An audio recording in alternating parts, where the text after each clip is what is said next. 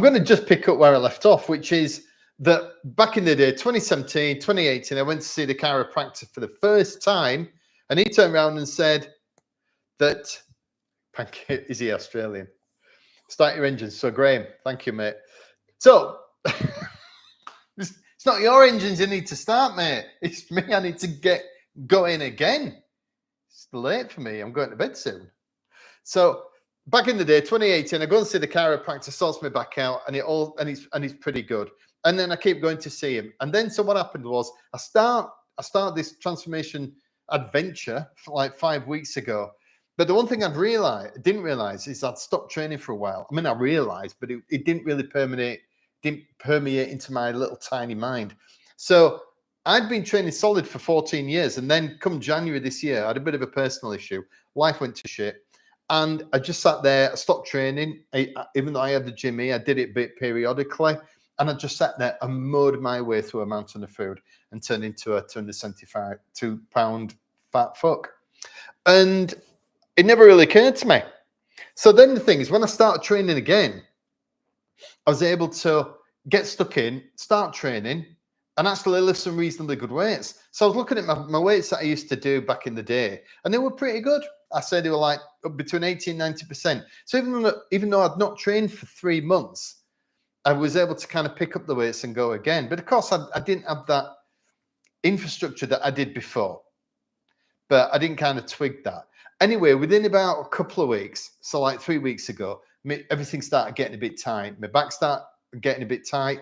And I'm thinking, well, I'm lifting heavy weights. I'm training harder. I'm pushing myself more to failure. And I'm spending quite a bit of time on the cross trainer. So I'm thinking that's why my back is sore. And of course, being a bloke, being a guy, being a geezer, I'm like, it'll be all right. It'll sort itself out. And it was like, what are you talking about? Of course it won't.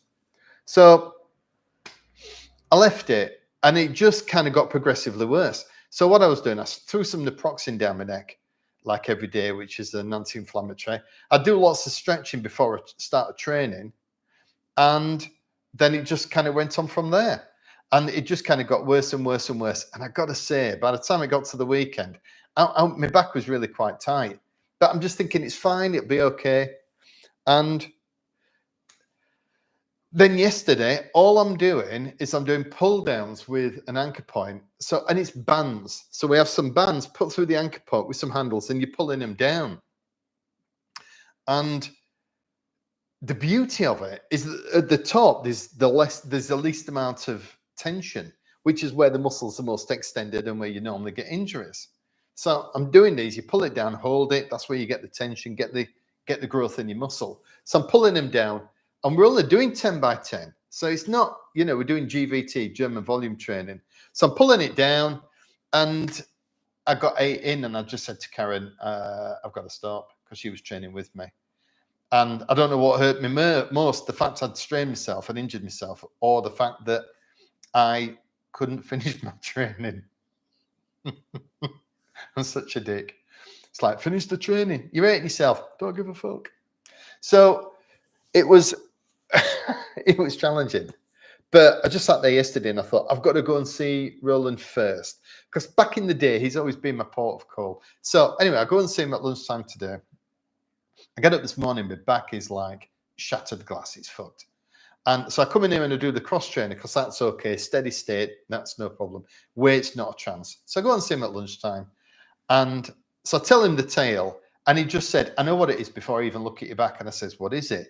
He says, the problem is, he says, I know you well. What you do is you slouch. He says, you kind of sit like this. When you do that when you're working, don't you? Like doing it like this. And I'm kind of exaggerating for dramatic effect. Or if you're on the Zoom, you're like that. And I'm like, or if you're having a conversation with somebody like that. And I'm like, yeah. He said, well, we're not training for 3 months. What happens is, basically, the body's decided, well, if this is what we're going to do, then this is where we're going to stay. And he said, that's all it'll be. Basically, your muscles have just offset very slightly and everything's gone with it. And I'm like, okay. So he puts me down and he puts my hand on one side. He said, this side is really tight. It's moved slightly. And basically, that's what you need to do. So I just need to twist it back. And that's what he did. So I go in and I get the manipulation, really gives it the old heave-ho. Straight away, I feel better. and he does all the other neck cracking and other bits and pieces. And he sends me on my way. And straight, the moment I walk out the door, my lower back feels immense, a lot better. But the strain in my back is still there. So back in 2018, when I went to see him and I had my little tilted pelvis, what he said was that I'll be able to put it right now, which he did. But the nerves are going to be in the wrong place. So therefore, the challenge you're going to have is that it's going to take a while for the nerves to recover. And it's going to be painful. And fuck me, it was. So the thing is, I'm not in as bad a place, because that was a bad place. I could hardly walk. I was walking like I'd shit myself. But now I'm not in that bad a place, but I still got the strain. So on the right hand side of my back, half kind of the bottom half on the right hand side, I've strained it. So that's still strained. Obviously, I've damaged the muscles there. My back feels a lot better lower down, which is the most important thing. The strain will clear itself. So ultimately, I've just got to give it a bit of a rest. So I'm not training tomorrow. Friday, I'm on the road. I'm doing some work. I've got a speaking gig, and I've got 10 chief execs on Friday. So what I'm going to do is I've booked myself into an Airbnb near a public gym. Now, I've made a point in the past about not liking public gyms, but actually the chain gyms are probably the best ones. They tend to be the cleanest and have the least equipment that's not broken. So I'm gonna get up early, 4 o'clock on Friday. And what I'm gonna do is go and train, and it'll be training using equipment that supports me. So like leg extensions. I can't do these in here because I don't have that piece of gear. But it'll support me. I'll do some leg extensions. I'll do some probably calf raises where you sit on it like this, is a bar across your knee, and anything that doesn't affect my back. But I want to train. And Roland's pretty good, the chiropractor, and says, get yourself out, son. Get yourself doing some training. I'll be on the cross trainer first thing, and I'll be on the cross trainer in the public gym. But I just got to take it easy and think about it. And while it's still sore. And so I'll be honest, 100% relief. It's just massive relief.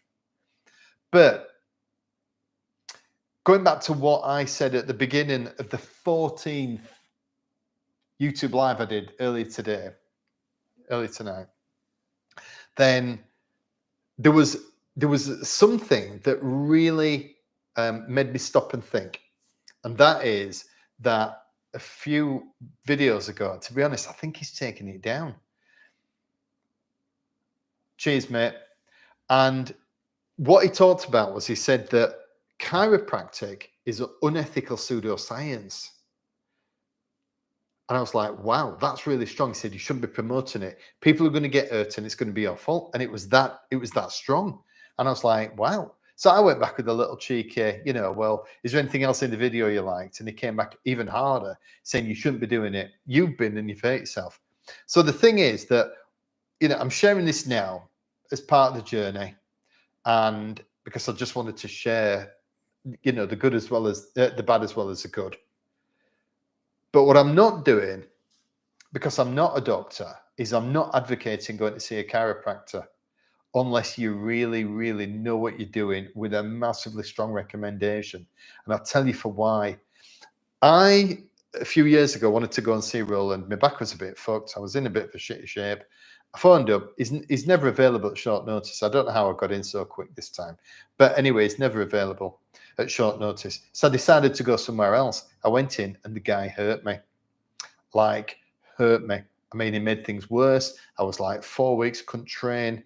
So the thing is that when I've just done a little bit of research tonight, as you do, just coming and talking about chiropractic. And it was created all the way back in 1895. And back in the day, they used to solve everything. So I think that's where it got this quackery reputation from. Now, the more I've researched it, the more I've come to understand that it is brilliant for back pain. So because the way I look at it is this, I've always gotten to see loads of physios. And when you go, they play with the muscle, massage it, get it, you feel great. You kind of get a bit of a lift from it. It releases all the tension. You feel fantastic. But if your spine and everything else is not in where it should be, then all of a sudden the muscles just keep going back. And actually going to see Roland really helped. But at the same time, apparently chiropractors said it can solve everything, or have done in the past. So the thing is, if you've got a bad back, I would advocate thinking about going to a chiropractor. But for crying out loud, for fuck's sake, make sure you get yourself a strong recommendation. The other thing I did was deep tissue massage, Thai massage, and it was literally a little Thai woman standing on my back. That hurt my back as well. So, when it comes to looking at your health, obviously you want to go out there and get stuff sorted. So make sure you get something sorted as quickly as you can after you get the initial injury, because otherwise it'll just get worse and worse and worse and compound. And make sure you get it from a great recommendation, and make sure that you look at other avenues as well. So I am going to be looking to getting some massage to make sure all the muscles kind of recover as well. Right, has anybody got any questions? It was only designed to be a little short live, just to kind of give you a little bit of an in the moment update. Anybody got anything they wish to ask? Because that's what the live is all about.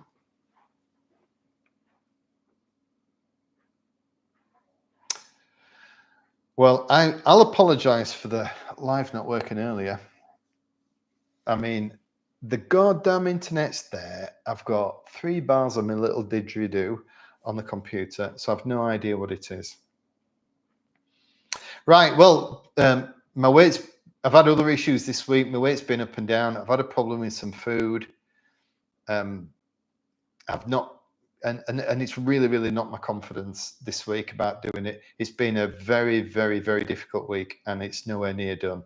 I'm not going to be doing an update on Friday. Normally I do them every Friday, but it's cross-training tomorrow too early. The thing is, I'll just do it dead steady. But actually, I asked him and he said, no, it's fine. Because what it'll do is it'll just keep things loose. But I'm not going to go crazy on it. It won't be any high intensity. It won't be like... Neil, thank you. Thank you, mate. I do. Thank you for that.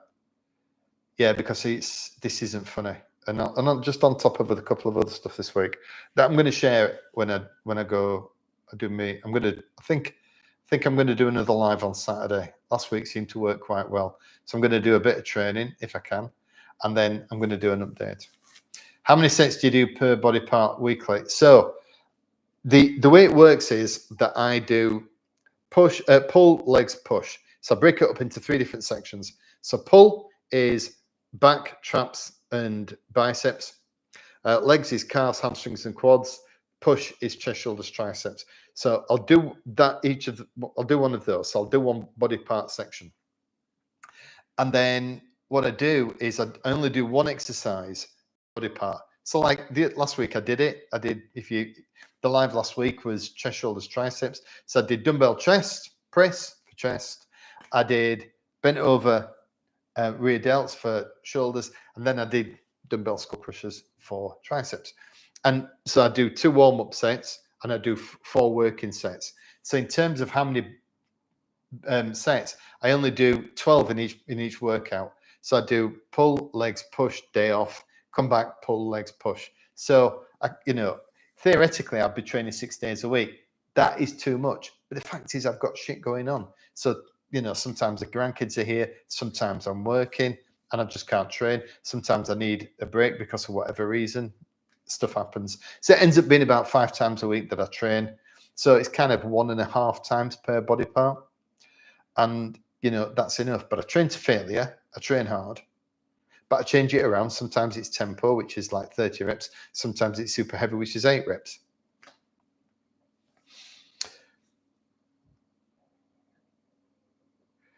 Lead GVT for a while. Yeah. Yes, the goddamn Germans. They're the one that fucked me back up. It's not my fault. It's never my fault. So yeah. So I'm gonna do a full roundup on Saturday, not Friday this week because I'm not here. And my weight has been up and down crazy. I've had problems with my food. It's been, everything's just been a little bit off kilter. I've not been feeling particularly well, and I've been feeling a bit low, and it just affects me. And so this has, the first 4 weeks were hard, but I did it and it was fine.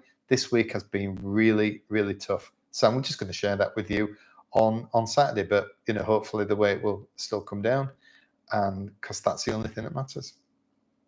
Does each phase, example, heavy, slow, etc., last a week? So what happens is, there are 4 phases. So super heavy is 1 phase. So what I do is I do pull, legs, push, all in super heavy. Then take a day off, and then come to the next phase, which is super slow, which is 10-second reps. So it's 5 on the positive, 5 on the negative. Sometimes the other way around, might be negative then positive, but it's 10-second reps, 5 up, 5 down. And again, I do pull, legs, push, day off. Then I move on to the other 2 phases. So I just do 1 phase for 3 days, 3 workouts, 3 body part splits. Then the next one, then the next one, the next one, with some days off in between. Does that answer your question, Mr. In Their Masses? My pleasure. In fact, the training I do, which is phase training like that, was the one thing that I found. It's not hard to remember. I mean, but trust me, that board is my savior. If I didn't put it on a board, I wouldn't remember what to do. And the other week, because I was in a calorie deficit like I am now, and my head's all over the place and completely fucked, I missed out a complete phase. I just went straight from one to the went through and didn't do the other. So for me, yeah, it took a bit of wrapping my head around, because the thing is, you sit there and you do super heavy for 3 days and you're going, I've got this. Then you take a day off, and then you come back and all of a sudden you've got to do super slow. So it's like 10-second reps. And the difference between doing super heavy at 8 reps and then doing 10-second reps, the difference is beyond massive. It's enormous. And just kind of switching your head onto that, because a lot of people will do, say, drop sets. They'll do a set, then drop down to another weight and do another set. So that might be a way to get to failure. Or people might do super sets. So they do, 1 exercise for chest and 1 for back, and they'll do them back to back. But wrapping your head around completely shifting phases is not easy. I find going to the gym when low in mood very beneficial. However, I know everybody's experience is different. The way I feel about it, Neil, is this. I can't remember ever, unless I came out injured, leaving the gym in a worse mood than when I walked in. It's just my church. It's where I come. It's where everything's calm.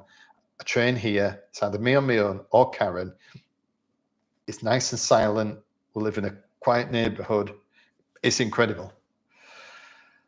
And, if I wake up and I'm feeling shit in the morning, and that's happened this week, I still get up and I just, the alarm goes, I don't snooze, I'm up downstairs, bang, pre-workout, I'm in here, some music on, get myself going, and it just lifts me, and everything changes, which is why it's so fucking horrible when I can't train, because it affects my mental health. Not like in a massive way. I don't go into a depression.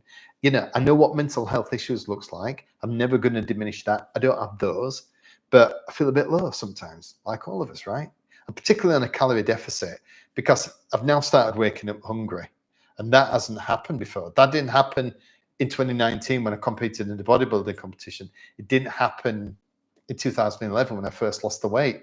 I didn't get hungry in the morning. Now I'm getting hungry, and that's tough. So I get down here, but I'm lucky in one respect.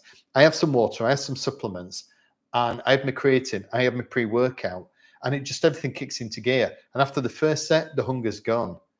But when I come down in the morning, it's getting through it. But I love being here. Also, the advantage of training at home is I don't have the journey. So I don't have to get in my car, go down the road, which is not only time, but it's like I want to start training as quick as I can. So that's useful. Normal to have a dodgy week every 4 weeks or so. Try not to be too hard on yourself. I know, Graham. I know. Weight will fluctuate. I know. I know all this. But it's like, I don't know if you've ever read the book called The Chimp Paradox. In fact, I'm going to do a book on this because it's incredible. And It's written by a guy called Steve Peters. He's a professor in the UK, and he talks about the brain, and he's been a lecturer for like 40 years, and he's worked with British cycling and snooker players and Liverpool Football Club, and what he does is he explains something very simple. Basically, we have two parts of the brain. It's slightly more complicated than that, but trust me, I've not been inside a college, so I'm going to explain it in the terms that I understand, which is we've got two parts of the brain: logical and emotional. So the logical brain works on facts and figures. Emotional works on feelings, clearly. The problem is the emotional brain is 7 times more powerful than the logical brain. 7 times more powerful, which is why we do stuff we know we shouldn't and don't do stuff we know we should. So for me, it's a classic thing. You have a hard day, you sat there, you've had a bit of a grind. I've been on the phone, I've been doing Zooms, I've been out on the road, I've done whatever. I come in. What do I want? I want, bottle of cider. I want a nice meal. I want some chocolate. I want some cookies. It's a reward. And it's like, well, you've worked hard, you deserve it. And yet, at my age, that's never going to work. All I'm going to do is end up being £280 again. But that is how it works. So the thing is that, what Graham says there is absolutely true. Don't beat yourself up. Don't be too hard on yourself. Think about it more clearly, where it's going to fluctuate. You're coming down. I'm doing okay. But still in my head, it's like, my weight's going, I'm like a fucking child. I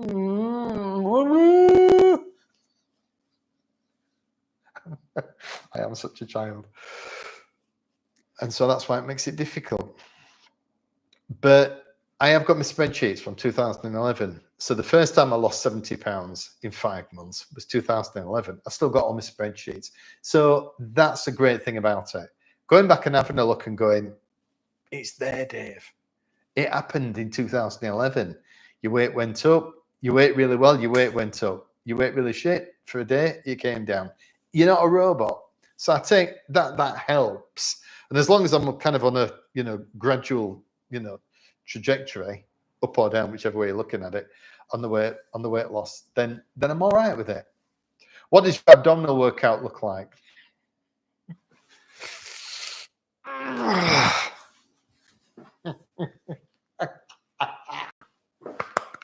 Some things you can't unsee. You'll never be able to unsee that now, will you? Although I do put pictures of me up in my underpants, so I don't quite know why I'm thinking that's going to upset anybody. I'll shock you. Just a bit of fun, innit? A bit of fun on a Wednesday night. I don't have one at the moment. Oddly enough, I find it quite uncomfortable. Being fat and doing abdominal work, I find uncomfortable. But I think, obviously, I should do something for core. Karen did a brilliant one when we were at the previous house. She sorted out a fantastic 10-minute core exercise, which was quite mobile. So there's all kinds of exercises. And I was brilliant on things like planks and we've got TRX there. That is fantastic for doing core. So it's something I'm going to bring in. But I'm only, I'm not even probably 20 pounds down this weekend. And I'm still fat around my middle. I'm still like 40-inch waist at least, right? So the thing is, I need to be a bit more comfortable doing it. So no abdominal training at the moment. One ab class. Yeah, there's no 6-pack, is there? It's one barrel pack. Yeah, that's what it is. Garlic bread. Mr. Will, welcome. Yeah. Although, he's putting there, that's a very, very slight in-joke. He put something about garlic bread. He says, all I hear is garlic bread. That's Peter Kay, British comedian, lives in Manchester. He's from Bolton, actually, from Lancashire, and I'm a Yorkshire guy. And historically, we've always been sworn enemies. But no, I will put in some I will do that. But, back in 2019, when I went to my bodybuilding competition, my abs were incredible. I did some ab training, but not a great deal. They come out, the leaner you get. It's as simple as that. And there've been many, many bodybuilders who just don't do it. There'd be people who, and still have fantastic abs. Many people do it just for core strength. And I think with my back being as it is, I'm going to need to look at that. The other thing I want to have to look at is goddamn yoga. So Karen says, I've got to do the yoga. She says, you need to do the yoga. And I'm like, But because I just don't like it. And that's it. That's the chimp brain I've just been talking about. Logical brain goes, well, if you do that, David, you might not injure yourself so much. And you'd be more flexible. And you know that you lose 1% mobility from the age of 20 every single year, and you're nearly 60. So yoga would be a really good idea for longevity. Me chimp brain goes, oh, fuck it off, Dave. It's shit. It's boring. Don't do it. I'm like, yeah, okay. But I do also spend quite a bit of time training. And if I was going to come in and do a yoga class, but mind you, I do have Adrian, so I've done it. So what I do is I put my laptop over there, and I put the thing down, the volume, and if I go this way, then you can see my little astronaut on the back on the step. He lights up the whole room. It's fantastic in here in the dark. So I put that on, bit of music, podcast or something. Watch Adrian. So I'm going to do it. I'm going to do it because it scared me a little bit doing it, having my back issue. I'm not going to lie. So yoga is good. Or Tom Morrison mobility method. Not heard of that. Proper little muscles fired in. Yeah, I mean, the thing is, there's always something in there you could do. You could do a little bit more cross training. You could do this, that, and the other. And I get up in the morning, I train, I get it done, then I start the day, and then it's finished. So the idea of coming back and doing it later didn't really appeal. Found I wasn't using left buttock even on a 1 rep. Yeah, okay, right, I'm getting you now. Yes. Yeah, I've seen some of that stuff until I did mobility. Yeah, I did Pilates. In fact, Karen just had dinner, and Karen was like, "You did Pilates? Tell them about Pilates, Dave." And I'm like, "Yeah, I did that." She went, "No, you didn't. You did like 3 and gave it up." I'm like, "Yeah, but Pilates." I mean, yoga, if I can do it without listening to if I just watch it and listen to something, use it as an education point. But an hour of Pilates, you want to shoot yourself in the knackers, man, at the end of that, just for entertainment. That's slow, even though it's supposed to be really good. Right. Well, we managed to get through 30 minutes without all this kind of crashing and burning. Any more questions? 45 minutes treadmill, then 2 bacon, 2 poached eggs, 1 avocado for brekkie. That's keto in the extreme, innit? That's keto massive. Impossible to have a bad day after that start. I mean, that's tasty, innit? You know what I mean? That's tasty. Yeah, so I have a protein shake in the morning. I'm all right, actually. I have protein shake, and then I just wait for my lunch, and that's egg whites. Then it's cottage cheese, and then we just had a beautiful meal, like a bulgogi Korean mince, incredible sweet mince. So you make it with lean mince, sweet, and rice. It tastes absolutely amazing. So I'm not really bothered about the meals during the day. I'm fine just to kind of crack on, get as much protein as I can for as few calories, and then just see where I'm at the end. Right. Anybody else got any questions? I'll answer them to the best of my ability. I've answered quite a lot of questions on the channel this week, which has been really nice. Thank you, Simon. I'll have a great day on Friday. 10 chief execs. We're doing presentation skills. It's what I live to do. It's magnificent.